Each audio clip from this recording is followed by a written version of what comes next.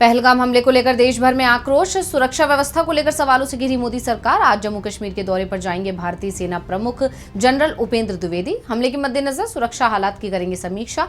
General Dwivedi को local military formation के top commanders करेंगे ब्रीफ। उन्हें कश्मीर और नियंत्रण रेखा एलओसी पर चलाए जा रहे एंटी टेररिस्ट एक्टिविटीज की देंगे जानकारी। 22 अप्रैल को पहलगाम में हुए आतंकी हमलों में 26 से ज्यादा लोगों की गई जान।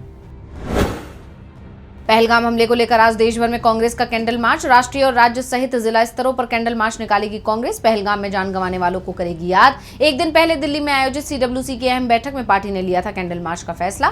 बैठक में सीडब्ल्यूसी सदस्यों ने रखा था मौन। कांग्रेस ने हमले को पाकिस्तान प्रायोजित बताते हुए सरकार से की है कड़ी कार्रवाई और सुरक्षा चूक की जांच की मांग। राहुल गांधी समेत तमाम वरिष्ठ नेता इस आयोजन में होंगे शामिल।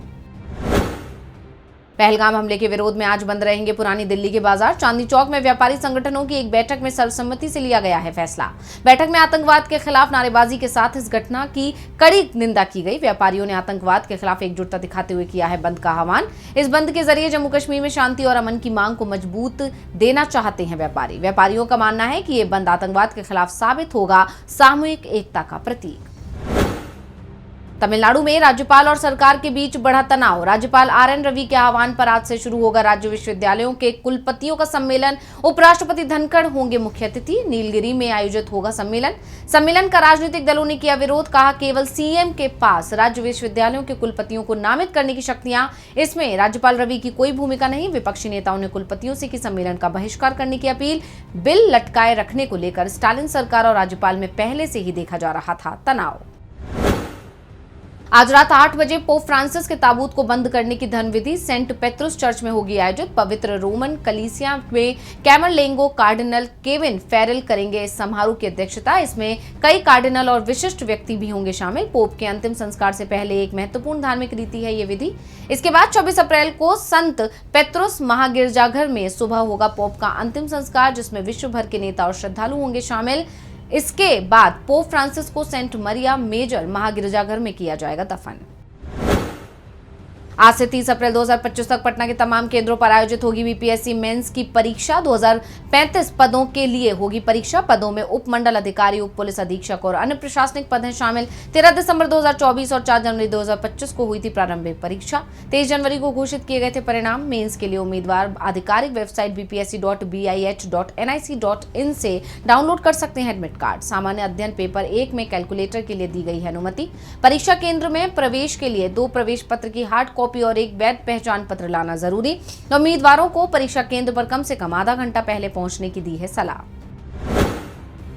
आज से एनएसयूआई का देशव्यापी सफेद टी शर्ट संविधान वॉक, संविधान की रक्षा और हाशियाई पर खड़े समुदायों के अधिकारों के लिए आवाज उठाना है इस मुहिम का मकसद। एनएसयूआई के राष्ट्रीय अध्यक्ष वरुण चौधरी ने छात्रों और युवाओं से की है इस आंदोलन में शामिल होने की अपील, जिसमें सफेद टी शर्ट पहनकर संविधान, एससी, एसटी, ओबीसी, महिलाओं, अल्पसंख्यकों और गरीबों के हक के लिए किया जाएगा मार्च। लोकतांत्रिक संस्थाओं पर हमले और सामाजिक न्याय के मुद्दों के खिलाफ एकजुटता का प्रतीक बताया जा रहा है यह आंदोलन। #वॉक फॉर न्याय के तहत एनएसयूआई ने शुरू किया है यह अभियान, जो जातिगत भेदभाव, पेपर लीक और रोजगार जैसे मुद्दों पर करेगा फोकस। युवाओं को सामाजिक समानता और संवैधानिक मूल्यों के लिए संघर्ष में शामिल करने का प्रयास है यह आंदोलन। जवाहरलाल नेहरू विश्वविद्यालय छात्र संघ चुनाव के लिए आज होंगे मतदान। 28 अप्रैल को घोषित किए जाएंगे नतीजे। अध्यक्ष, उपाध्यक्ष, सचिव और संयुक्त सचिव पद के लिए 29 उम्मीदवार आजमा रहे हैं अपनी किस्मत। आइसा और एबीवीपी जैसे छात्र संगठन चुनाव में जोर शोर से ले रहे हैं हिस्सा। चुनाव के लिए नामांकन की तिथि बढ़ाने को लेकर देखा गया था बवाल। चुनाव आयोग ने सुरक्षा की मांग करते हुए स्थगित कर दिया था चुनाव। जेएनयू प्रशासन के साथ लंबी चर्चा के बाद आयोजित हो रहा चुनाव। आईपीएल 2025 का 43वां मैच आज चेन्नई सुपर किंग्स और सनराइजर्स हैदराबाद के बीच चेन्नई के एमए चिदम्बरम स्टेडियम में खेला जाएगा मुकाबला। शाम 7 बजे होगा टॉस, तो वहीं शाम 7:30 बजे से शुरू होगा मैच। फैंस को हाई वोल्टेज एक्शन की उम्मीद। कप्तानी महेंद्र सिंह धोनी कर सकते हैं चेन्नई की कप्तानी, जबकि हैदराबाद की कमान संभवतः पैट कमिंस संभालेंगे। दोनों टीमें प्लेऑफ की दौड़ में मजबूत स्थिति के लिए जीत हासिल करने की करेंगी कोशिश। बल्लेबाजी के लिए काफी मुफीद मानी जाती है चिन्नास्वामी स्टेडियम की पिच, इस वजह से मैच में की जा सकती है बड़े स्कोर की उम्मीद। आज देश भर में मिला जुला रहेगा मौसम का मिजाज। उत्तर भारत विशेष रूप से राजस्थान, दक्षिणी उत्तर प्रदेश, हरियाणा और पंजाब में बनी रहेगी भीषण गर्मी और लू की स्थिति।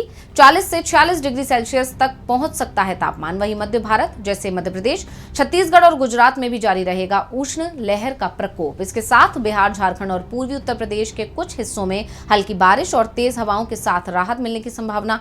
पूर्वोत्तर राज्यों जैसे असम, मेघालय और अरुणाचल प्रदेश में भारी बारिश और तेज हवाओं का अनुमान। दक्षिण भारत विशेष रूप से केरल, तमिलनाडु और कर्नाटक में हल्की से मध्यम बारिश के आसार। दिल्ली, एनसीआर में बादल छाए रहने की उम्मीद, लेकिन बारिश की संभावना कम। पश्चिमी हिमालय क्षेत्रों में हो सकती है हल्की बर्फबारी।